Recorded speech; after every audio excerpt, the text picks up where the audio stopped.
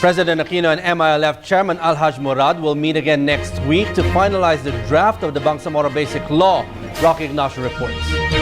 President Aquino, top presidential advisor on the peace process Teresita Deles, and Executive Secretary Paquito Ochoa to hasten the review process of the proposed Bangsamoro Basic Law. He expressed confidence that there is still time for Congress to pass the measure, hold a plebiscite for the proposed Bangsamoro territory, and put in place an interim government ahead of the 2016 polls. I can assure the Filipino people that we will be exerting all efforts to ensure that this measure is passed in a timely manner, because the dream still is to give the new Bangsamoro government time to demonstrate its abilities.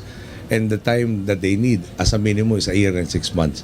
So we're hoping that all the steps will be done, that they can sit already in office by January of 2015. Now, as to constitutionality, I don't agree with the premise na there is to make sure that from the start, the Constitution was a guiding document in crafting the framework agreement. So the basic law that gives the details should also be consistent. The President said this after his brief meeting with MILF Chairman Alhaj Murad in Hiroshima, Japan. President Aquino and Murad will meet again next week to finalize the draft Bangsamoro Basic Law. We discussed the output of the Transition Commission. At saka medyo mabilis, no? Dahil that was an unscheduled meeting, and I think I had something like a 10-minute gap. No? So may broad strokes on how to come up with the basic law that will ensure swift passage in Congress.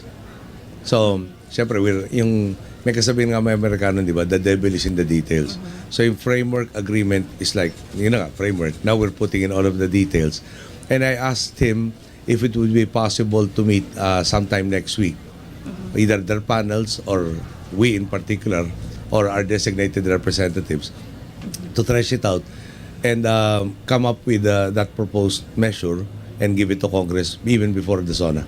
The President insisted that all provisions of the Bangsamoro Basic Law are constitutional amid speculations that problematic items were causing the delay of the submission of the measure to Congress. I don't think there's a disagreement on the guiding principles.